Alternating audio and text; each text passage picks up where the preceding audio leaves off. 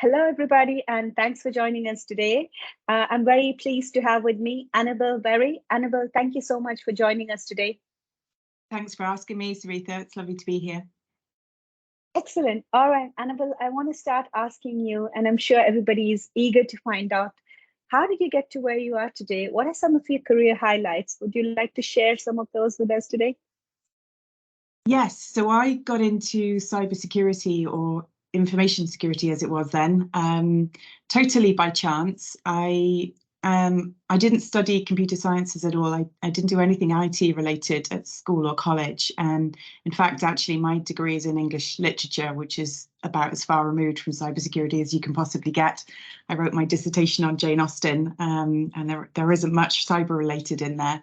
But interestingly, it is about people. And I think that's the thing that always fascinated me about literature. So I fell into cybersecurity completely by chance. It just happened to be the first organization that I joined, and I was completely captivated by the industry almost immediately. I loved the fast-paced nature of it.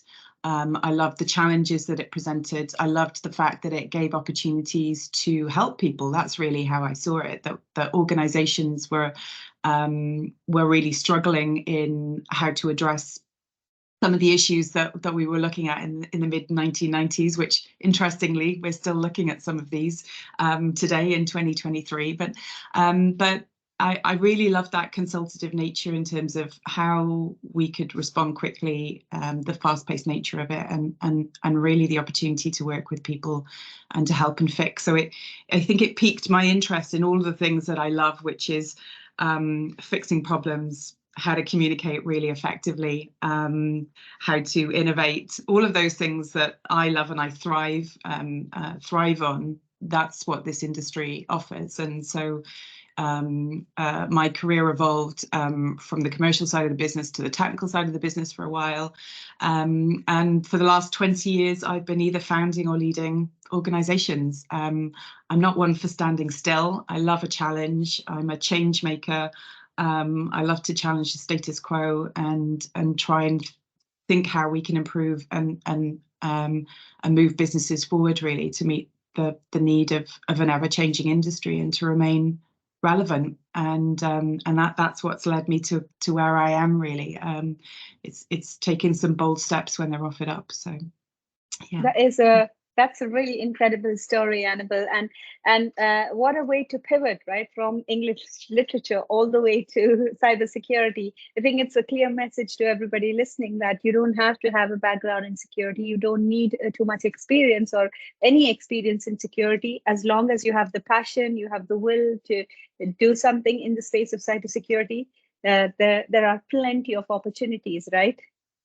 Absolutely, I totally agree. I mean, I think whilst obviously we're very reliant on the technology and the technical controls that this industry has been built over many years, the one common element is obviously the human being at the end of whatever the asset is, and I think that's the thing that the industry's got a lot better on in the last 10 years, particularly, is understanding that, really, and understanding that.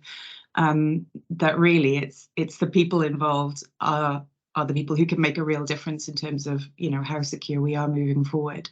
And so people who are able to communicate really well, people who are able to understand and see, and like I say, are kind of, fix problems, innovate, all of those skills really are the skills that will thrive in this industry. And that's something I definitely want more people to be aware of. That it is an exciting place to be. So, absolutely. Thank you so much for sharing that. And I know throughout your career there would have been lots of challenges. There would have been many obstacles that you would have hit, and you kind of bounced back, found some solutions, and probably there are still challenges.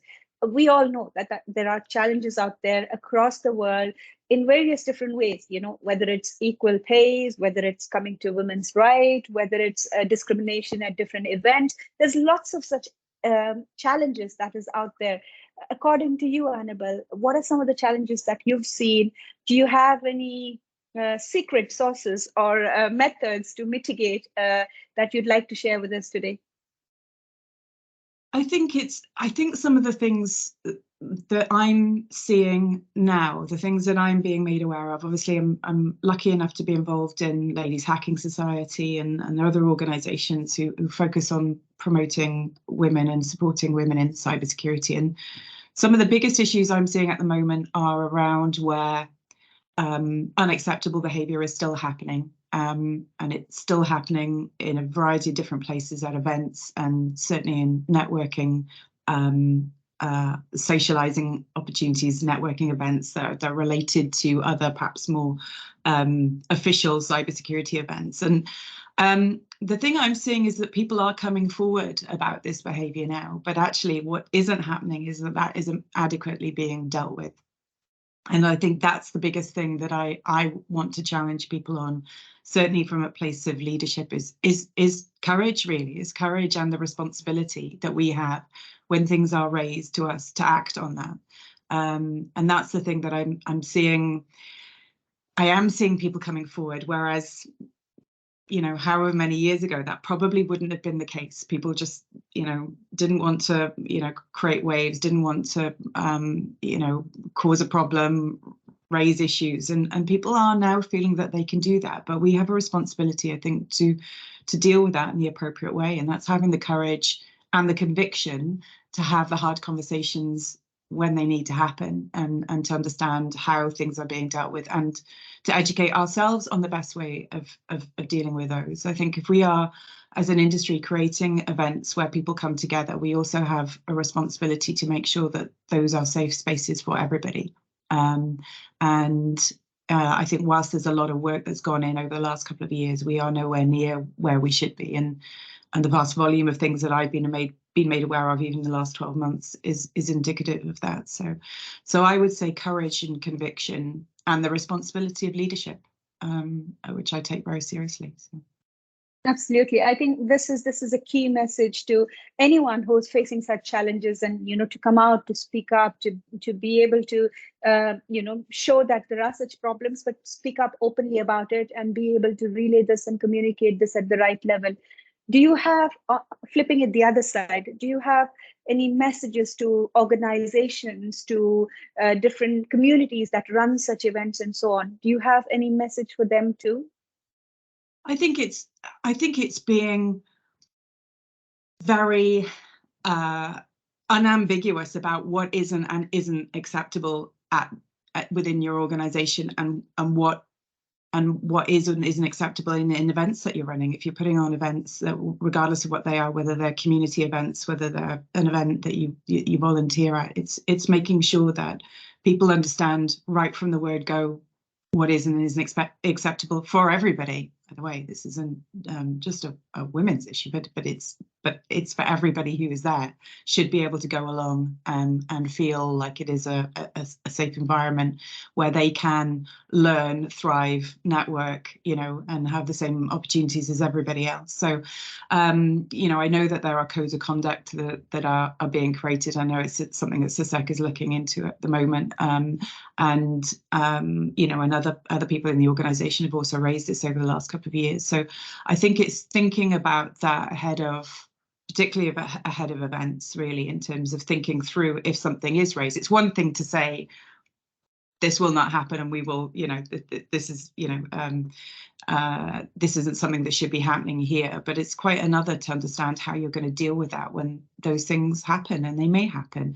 So, like I say, it's really educating ourselves, and I'm include myself in that. I'm still educating myself. I'm a lifelong learner of things, and we don't always get things right necessarily. But I think if you have the curiosity and the tenacity to basically look at a particular area and to understand better how to do things, then we get to improve that every single time we do that. And that's the same whether it's within your own organisation or whether it's you know, as an event organiser. But I think it's really important, and it's our responsibility. And I say courage in there because sometimes it does take courage to address these things, but it's necessary. Very true. And thank you for everything that you're doing, Annabel, in this perspective. And thank you for sharing your thoughts on this. This sometimes becomes a difficult topic to discuss as well. And not everybody kind of discuss this openly. And I think we're doing it today. So we are kind of, you know, taking the right steps as well within CSEC. You're doing everything that you can in your different communities. And we've tried to kind of address what other organizations, what other communities can also do. So hopefully the message is going out, and hopefully everybody listening to this will take corrective steps and actions so that these challenges go away. I think we are running out of time, Annabel. So I'm going to ask you one last question before I let you go. I'm sure a lot of women listening to you are wondering, what are some of the tips, like hints, if they wanted to start a career like yours, to start a career in cybersecurity? Is there any a piece of advice, any tips, hints that you'd like to share with everybody listening today? I think it's probably advice. I mean, it's obviously served me in cybersecurity, but I think it's equally applicable to anybody really who's wanting to move their career forward. And I think for me, it's been taking the leap when I've been offered things.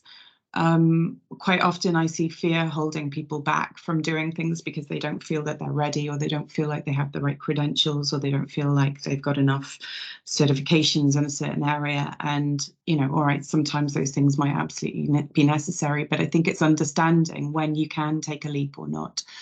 And in the interviews that I did as part of the podcast that I was running a few years ago, I interviewed some amazing women in cyber, and their stories, you hear the same thing time after time, that they took a risk, something was offered, they took a risk, or they volunteered for something which ended up them being offered something else. And I think it's being bold to take the opportunities when they present themselves, or it's taking the initiative to be and show interest, and to show curiosity, and to show hard work in other areas that then other people take note, and then you're offered things. And I think when you're offered things, it's taking those opportunities. And that's, if I look at the track of my career, which I think most of us don't look at, we just sort of think, well, we did this, and then I did this, and then I moved here. And, there isn't really a story, I think, for us as individuals. But I think when I look at it, because I'm asked about it occasionally, so I've had to,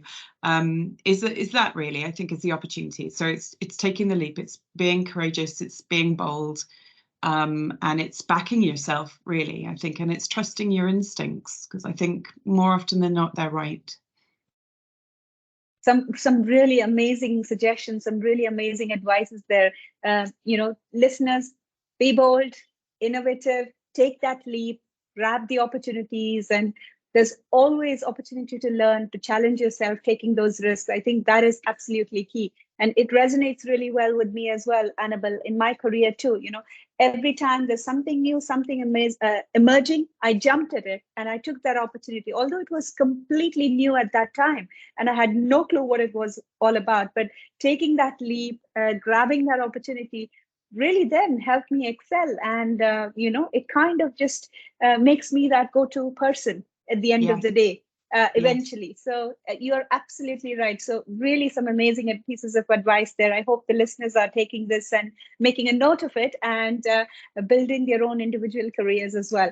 Annabel, thank you so much for being with us today here, and for sharing some really thoughtful insights, for talking about some very difficult topics, but also showing the way forward to everybody as to what can be done next. And at the same time, helping our aspiring, I'd say, cybersecurity individuals in shaping up their careers, giving some pieces of advice as well. Thank you so much for your time today. We'd really like to have you back again and do a longer session with you at some time in the near future. But for now, it's thank you very much from CSEC and from everybody here. Thanks ever so much, Sarita. It's been a pleasure.